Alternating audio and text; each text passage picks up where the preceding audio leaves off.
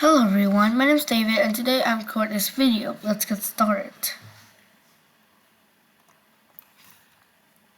You're going forward through time a second after every second. Congratulations, you're a time traveler. A bit lame, but let's start here to get to the fun. The real time travel to write on dinosaurs and high-five Einstein. Time really isn't the thing that passes but a dimension, a direction you can move in. Within our universe is a four-dimensional with three spatial and one time dimensions smooshed together, and we call a fancy thing space-time. It's what you experience as time passing and your life happening. It's actually you moving through the time dimension, and this dimension is a bummer. While you can go forward, backward, left, and right, up, down, in the space dimension, the only direction you can go is forward. You get older, never younger, and you can't make detours. But this is an illusion. You have far more control over your body to move through time. To explain how this actually works without making this a math video, we're making a lot of physicists grumpy, so please keep in mind that we're simplifying a bit and lying. Okay, so there are very strange rule. Everything in the universe moves at the speed of light through four-dimensional space-time. The speed through space-time is a sum of separate speed through space and time and space. It's impossible for you to stay still. If you're not moving through space dimension, you're moving through the time dimension, blasting space into the future. You can slow down by the time dimension by moving faster in the space dimension, but in total, you will always move at the speed of light through space-time. You truly stand in space, and you'll be moving around at the speed of light. And the other way around, photons, light particles, don't move at any speed light through space. They don't experience any time passing because their speed in that time dimension is zero. In that perspective, is frozen space. If you see light on Earth from a photon, it's perceptive as the surface of the sun and suddenly crash between your eye and with nothing happening between. Remember, we are telling a science story in real life things are more complicated, for it's impossibly truly understand relatives to space itself. You can only stand still relative to things in space, and you can't really try to define, like photons, they're still. But now, back to the story. Okay, so everything in the universe moves at the same breathtaking speed, but the speed is split between space and time, which leads to all sorts of wacky things where we can see time travel happen. The real and easy time travel. When a bus drives past you, it's moving a bit faster in space than you are, so it's slower to time than you, or usually it's ordered. The car is moving slower to time feel relative to you.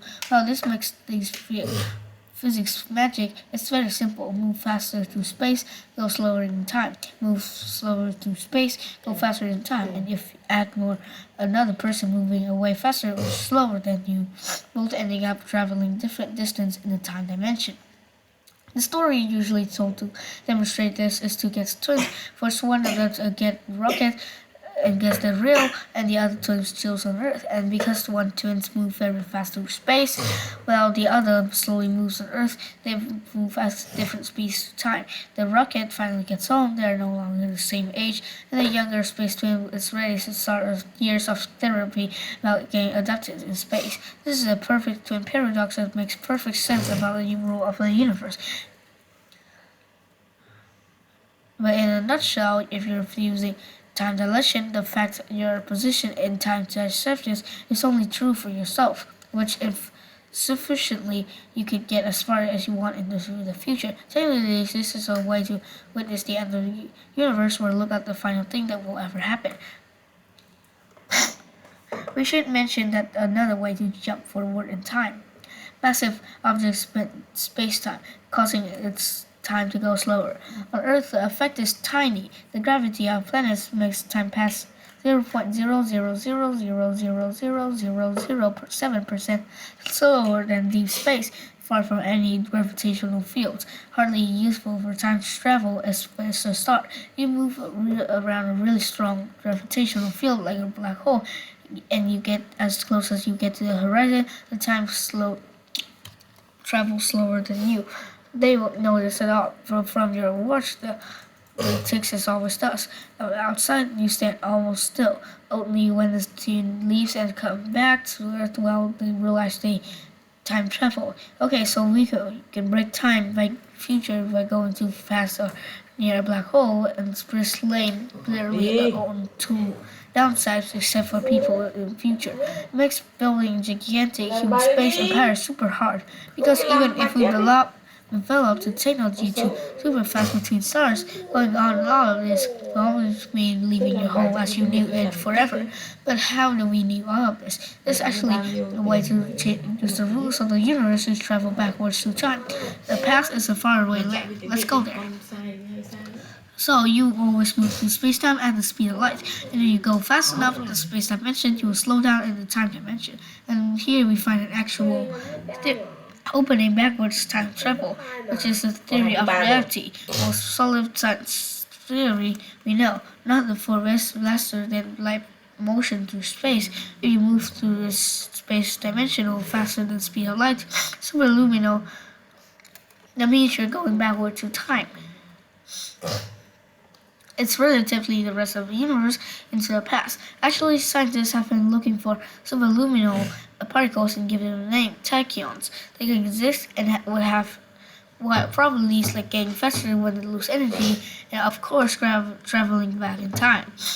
And finally, real time travel.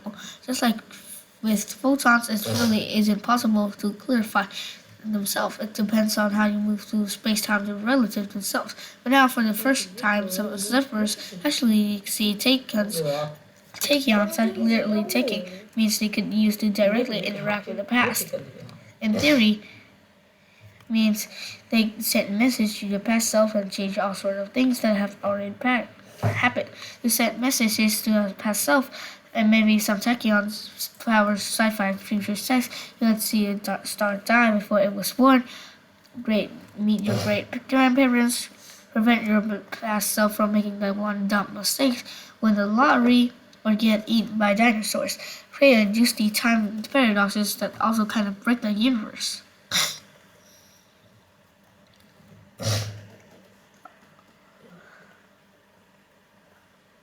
It seems that the things in the universe is impossible to mix. Unfortunately, the theory of relativity, the sense, the specificity, what forbids everything light to reach the speed of light, because moving faster through space requires energy, and the energy required to reach the speed of light is literally infinite.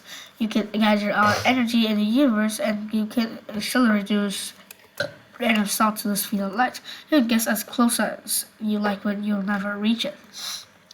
This is possible to move at the speed of light as photons do. They always move the speed of light. If you move superluminally, you will always move superluminally. And sadly, so far, we don't have tiny speed of evidence that tachyons exist. That while they work on paper, most scientists think they're not real.